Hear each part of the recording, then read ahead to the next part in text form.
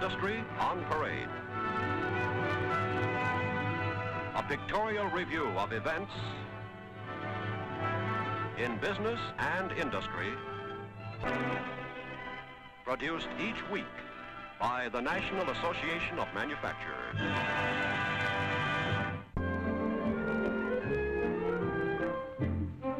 Here's a scene that has long since ceased causing any surprise. The women folk washing dishes made of plastic, dishes that bounce when they drop to the floor. Hard to realize it, but it was only 10 years ago that the first pound of polyesterine plastic was sold. And it was sold by Arnold Martinelli at Left, at that time a salesman for Monsanto, and now the owner of his own firm, the Rogers Plastic Corporation of West Warren, Massachusetts. In a 10-year-old industry, a 6-year-old firm is a veteran, and already Rogers is a leader in the production of household wares, which are molded on machines like this under a method called jet injection. The molten polyesterine is forced into precision molds under great pressure and immediately hardens into the exact shape of the mold. Mr. Martinelli, who himself operated the first machine his company bought, can still hold his own on the production line, and occasionally does. Here we see coasters being packed for shipment, and in a matter of minutes the line could be producing water tumblers or tomato slicers, bread boxes or pitchers. It's this rapid adaptability, together with the attractiveness, usefulness, and low cost of the plastic itself, that has made this industry one of the fastest growing in the nation's history.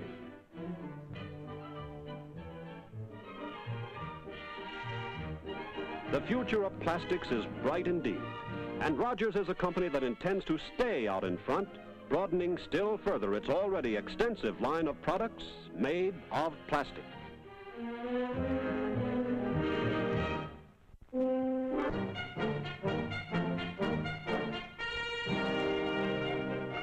Hard to believe, but here's a factory in New York City that can turn out 5,000 tanks and 10,000 jet planes in a single day. Working with classified blueprints from the Defense Department, the Comet Metal Products Company can produce 5,000 ships, 2,500 trucks, and 500 artillery pieces at the very same time. If you haven't already guessed, the tanks, planes, ships, and guns produced here are miniatures. But they aren't toys, and they are perfect scale models made from the blueprints of the real thing. There can be no mistake about any detail, for these miniature instruments of warfare will serve an important purpose. They'll be used in training our fighting men to distinguish friendly ships, planes, and tanks from those of the enemy. Also in helping the high brass to recreate the picture of a military situation many miles away, giving them a three-dimensional view of an operation.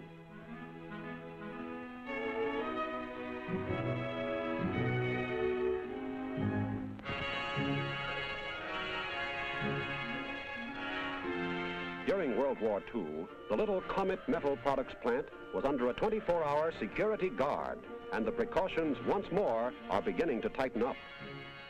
How any small boy would like to be turned loose in this factory. But this is serious business, and when Uncle Sam says send us more tanks, more ships, more planes, he isn't kidding. For in their own way, these tiny models of the genuine article can also help save the lives of American fighting men.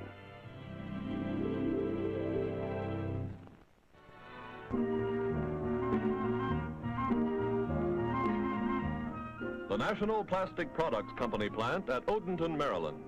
A firm that plays one specialized part in the manufacture of a product that makes life a little easier and better for all of us. Arriving at the Odenton factory daily come tons of a white plastic powder called Saran, made from petroleum and brine pumped out of deep underground lakes in the south. The Dow Chemical Company produced the Saran powder. Now, National Plastic Products will further process it, add pigments, and extrude or spin it into a fiber that can be woven like cloth. Here, National Plastic Products will not do the weaving. It sticks to the job it does best, leaving earlier and later phases of the manufacturing operation to firms that have the expert know-how in those fields. Out of the extruders come heavy strands of plastic, which cooled in water and drawn out, become thinner and thinner. Finally, the saran becomes a strong filament, 15 thousandths of an inch in diameter. It can now be handled in much the same manner as you would handle thread, but its color is built in, and it has uses to which thread could never be put.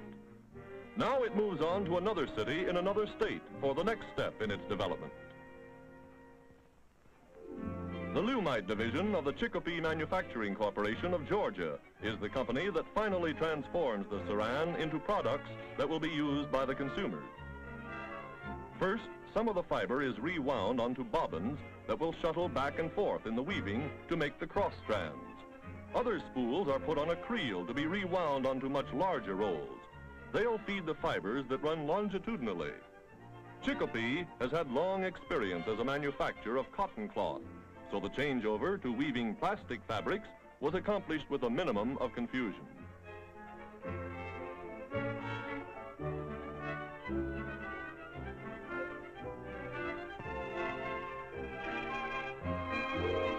About once every 2 days, the roll of saran thread for the warp must be renewed, and a mechanical tire joins every strand in only a few minutes.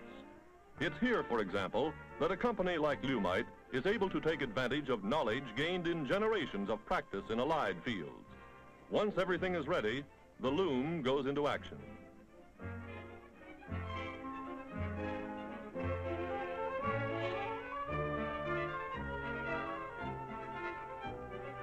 And the end product, not cloth as you think of it in this case, although elsewhere in the plant the plastic is woven into fabrics for a variety of uses.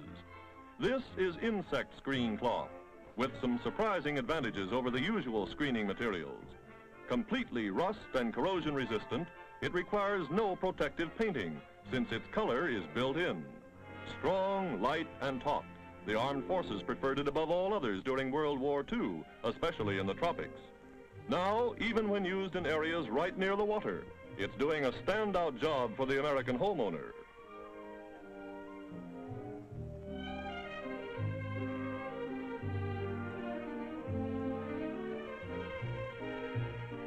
Around this particular household, where there also appears to be a shortage of manpower, it's Lumite screen cloth to the rescue.